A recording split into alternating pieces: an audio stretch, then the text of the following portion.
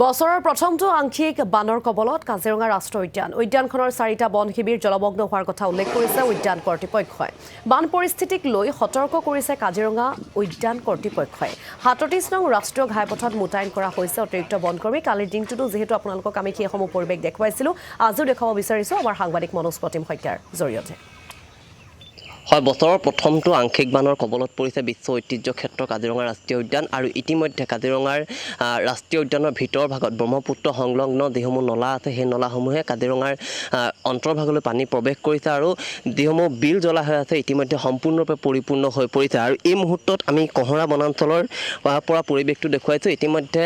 যিসমূহ বিল জলাশয় ইতিমধ্যে সম্পূৰ্ণৰূপে পানীৰে উপচি পৰিছে আৰু যিকোনো মুহূৰ্তত উদ্ভৱ হ'ব পৰা বান পৰিস্থিতিৰ বাবে ইতিমধ্যে সাজু হৈ আছে বনাঞ্চলিক বিষয়াসহ বনকৰ্মীসকল আৰু এটা কথা আমি উল্লেখ কৰিব লাগিব ইতিমধ্যে উদ্যানখনৰ 3টা বন শিবিৰ বৰ্তমান জলমগ্ন হৈ থকাৰ ইতিমধ্যে তথ্য আমি লাভ কৰিছোঁ আৰু এটা কথা আমি উল্লেখ কৰিব লাগিব যে কেৱল উদ্যানখনৰ ভিতৰ ভাগতে নহয় 37 নং ৰাষ্ট্ৰীয় ঘাইপথতো কটকটীয়া কৰা হৈছে নিৰাপত্তা ব্যৱস্থা আৰু এই মুহূৰ্তত বনাঞ্চলিক বিষয়াগৰাকী আছে মই আপোনাৰ ওচৰলৈ আহিছোঁ ইতিমধ্যে কেনেধৰণে প্ৰস্তুতি চলাইছে ইতিমধ্যে দেখা পোৱা গৈছে যে বাঢ়নী পানী কাজিৰঙাত প্ৰৱেশ কৰিছে যিসমূহ বিল জলাশয় উপচি পৰিছে কি ক'ব হয় প্ৰস্তুতি ধৰ আমাৰ সম্পূৰ্ণ হৈ আছে আপোনাৰ আগতেও কৈছোঁ আমি যিখিনি আমাৰ দৰকাৰী আছিলে কাম কাজখিনি আমি চব ৰেডি কৰি ৰখা হৈছে এতিয়া দেখিছোঁ আমাৰ যোৱা দুদিনৰ পৰা কণ্টিনিউৱাছ যিহেতু বৰষুণ হৈ আছে তাৰ কাৰণে অলপ পানীটো অলপ বাঢ়িছে বাগৰিছে পাহাৰৰ পানী অলপ ইফালে আহিছে তো আমাৰ যোনখন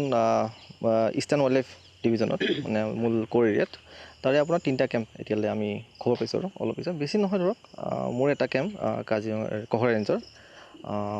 এই বোকাবিলটো তাতে ধৰক 1 ফুটমান পানী বাঢ়িছে বাকী আপুনি অগৰাতলি ধৰক মেনামাৰী দেন বাগৰি আপোনাৰ বৰকাটা বিলত বৰকাটা কেম্পত অলপ পানী বাঢ়িছে বাকী মানে এফেক্টেড হোৱা নাই এতিয়া ধৰক আগতে অলপ দ অঞ্চলত থকা হেৰি হয় বাকী আমি চাই আছোঁ আৰু ধৰক এতিয়ালৈ বহুতো যদি পানী বাঢ়িছে তাৰে ছাইড কেম্পছ যিবোৰ আছে আশে পাশে কেম্পছটো তালৈ পানী সোমোৱা নাই আমি দেখা পাইছোঁ যে হাইলেণ্ডসমূহত কাষতে থকা যিসমূহ হাইলেণ্ড তাত বন্যজীৱকলৈ ইতিমধ্যে আশ্ৰয় লোৱা আৰম্ভ কৰিছে হয় মানে ইমান মুভমেণ্টটো হোৱা নাই 2এটা অলপ আগবাঢ়িছে কিন্তু ধৰক আমাৰ তাতে ষ্টাফ যিহেতু ডিপ্লয় কৰা আছে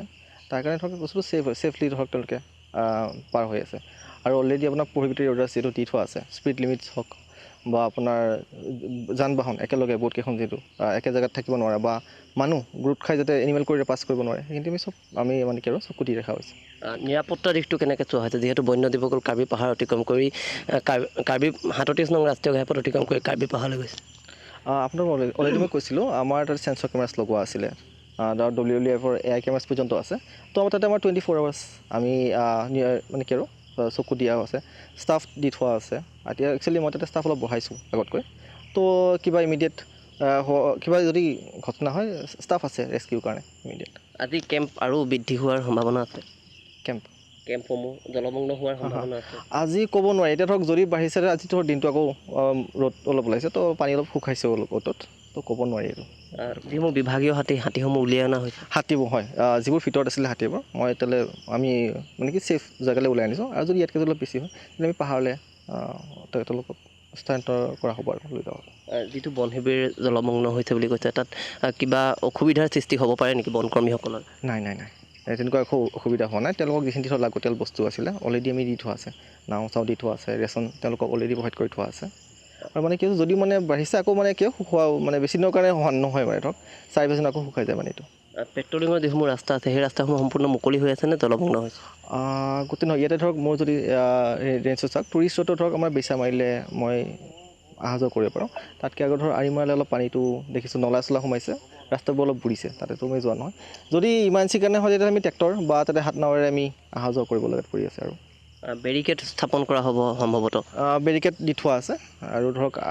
আগলৈ যদি আৰু ওপৰৰ পৰা নিদেখায় তেতিয়াহ'লে আমি যিকেইটা আৰু মানে কি আৰু এক্সট্ৰা যিবোৰ বেৰিকেড আছে সেইবোৰ আমি লগাই দিম এতিয়াতো বাৰু লগা যিবোৰ আছে সেইবোৰ লগাই থোৱা আছে কাৰ্বি পাহাৰত বন্যজন্তুৰ নিৰাপত্তাৰ বাবে দিশটো কেনেধৰণে চোৱা হৈছে তেওঁলোকৰ ধৰক যিবোৰ কাৰ্বি আংলঙৰ ফৰেষ্টৰ মানুহ আছে তেওঁলোকৰ কথা বাৰ্তা হৈ আছে তেওঁলোকৰ ফালৰ কি আৰু তেওঁলোকৰো ষ্টাফ ডিপ্লয় কৰিছে আমি দেখা পাইছোঁ তেওঁলোকে কি আৰু ইফালেও যথেষ্ট মানুহখিনি